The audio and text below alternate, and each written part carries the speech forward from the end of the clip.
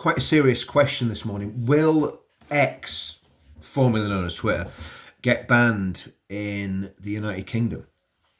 Brazil, some court in Brazil has banned and blocked Twitter from operating in Brazil. Now think about that. Brazil is a massive country, massive reach, and I don't know, high court judge, whatever the equivalent of in Brazil, a woke judge, has basically overreached and banned the platform from the entire country. And I think there's something like an $18,000 fine if you found using it, something crazy like that. Obviously, it's pretty much unenforceable. And through VPNs, you probably can still get X in Brazil. But this is really, I think this is a warning shot across the bows of Elon Musk. And what they're probably saying in the background, I would imagine the globalists are saying to Elon in the background, you either wind your neck in and get rid of all the people that we don't like, or we're going to start banning your platform around the globe. And that's chilling. And especially in light of what two-tier Keir has been doing over the past few weeks and months. So what's going to happen in the UK? And that's a big question. Are the communists, the totalitarians, the Marxists, the Trotskyists, whatever you want to call them, these absolute evil people that are taking away our freedoms, are they going to try and ban Twitter? And of course, if they ban Twitter, what will happen is platforms like YouTube, Facebook, all the other big platforms that have some reach and can actually make a difference in the body politic will come down hard on anybody that isn't signing up to the woke agenda, to the woke globalist Islamist agenda, which has been rammed down our throats. So what do we do? And again, it comes back, and I keep saying it, and I'm sure people think, Richard, you're like a broken record. But the reality is we have got to find alternative methods of keeping in touch and communicating with each other. And once again, I'll point you to the domain name of my website, and it's literally just for signing up. So I've got email addresses of everybody that's followed me, and I mean the site's been there for quite a long time, so we've got quite a lot of email addresses there already.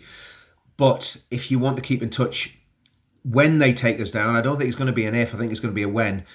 Sign up. All I want is an email address, and at least I'll be able to share information with you, share videos if there's a video platform we can still use. But the reality is, if it's a fairly small number of viewers, then a normal website can cope with that, even if you're hosting the video yourself. So I'll be starting to send emails out. Hopefully, I've got a big meeting I've got to go to in the middle of September. But hopefully after that, I'll be able to start sending emails out to people on the mailing list and sharing content that's, let's just say, a little bit more difficult to share on the mainstream social media platforms, because they will just censor us. It's as simple as that. The other thing is, that's not the only thing that we need to be doing. We do need to be starting to build up little hubs around the country of people who are like-minded. I was speaking to someone across here in Northern Ireland, not say what town.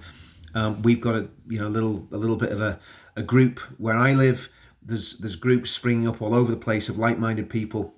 I know there's a lot going on down in London as well. So we need to keep these little micro groups going, because little acorns grow to big oak trees.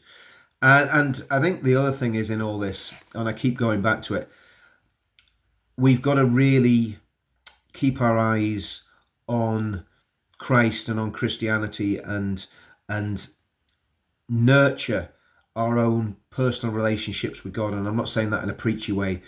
All I know is that when I've walked away from God, he's never walked away from me, but when I've walked away from God, things have not gone well. And I think you can say that on a national and an international scale. The more that Western culture has got away from Christianity, the worse it's got.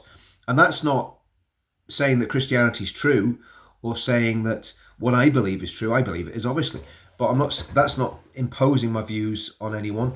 Even Richard Dawkins says that cultural Christianity has value, and he's one of the four horsemen of the new atheists. So I think we really do need to seriously consider spirituality, especially Christian spirituality, if only Christian spirituality, because there isn't any other legitimate spirituality, and and keep our eyes fixed on Christ in that way. But anyway, guys, that's just a very quick video. What do we do if X goes down? I think we've got to prepare. I think we've got to start preparing now. So the main thing is, let's get emails, email addresses across. Let's start communicating with each other, and let's start setting up little hubs around the country of like-minded people. See you all soon.